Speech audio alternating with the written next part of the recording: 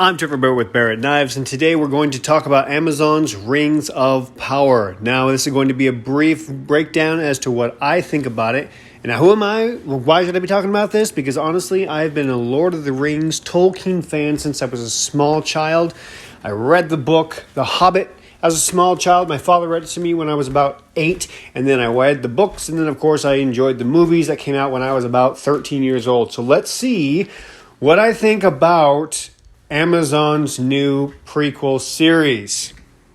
Let's get right into it. Now, first of all, as a lot of us have discussed, this looks like it is probably Numenor, which I think has actually a really good look. So far, so good. Numenorians and their culture was pretty advanced, and it was doing very well at this point. So a good start for the look of the Numenorian men. But this next part I really like because I think it just encapsulates so well what Peter Jackson did. Look at this sweeping landscape. Of course, Peter Jackson's work was just one take on the Lord of the Rings that Tolkien wrote, but I think that Peter Jackson did a great job. So I'm not expecting Amazon to do an exact replica of it, but I have to say I feel like this sweeping shot, it gives me a little bit of hope because it looks like it's capturing a very similar vibe that I'm really looking forward to. I hope this is indicative of the show.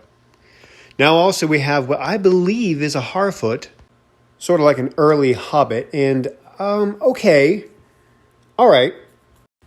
But moving on, now I believe this is Galadriel doing some sort of knife parkour, and I think it's good. You know, there's a lot of cool things, a lot of cool cinematic shots. Like, look at this guy. Return to Cinder, a great elf here. And, you know, a lot of times Legolas was doing a lot of crazy stuff in the original trilogy that I wasn't really totally into. Like, I didn't really like Legolas going down the stairs, surfing on a shield, but whatever. So if they add a little bit of extra flair to the elves because they're such ancient, powerful beings, I like it. I'll go with it.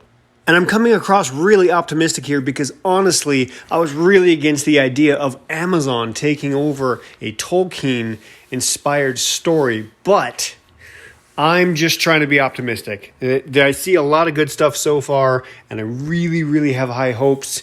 I'm forcing high hopes, admittedly, but here we go. Come on. All right, now we got some more shots here that I think that's Gil-galad. That's Galadriel, a troll creature, I think. Honestly, it's a different take, but I like it. A few minor criticism based on just the costumes, but that's fine. I want to be optimistic. This jump thing here looks like a dumb Hollywood thing I don't really like. But overall, I'm trying so hard to be positive. One of the reasons why is because of this scene here. I've slowed it down, of course, but this helps me imagine a sense of tenderness, a sense of compassion, and a sense of storytelling and characters that's so beloved in Tolkien's work, and that Peter Jackson did a really good job.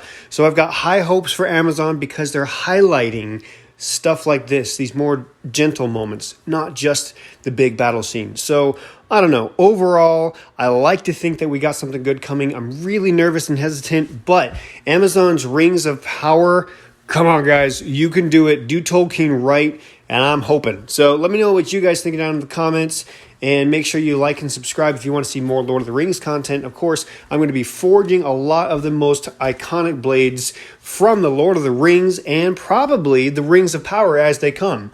So we'll see what the weapons look like, and we'll see how I can recreate them. So like and subscribe. Thank you, guys. I'll see you on the next one.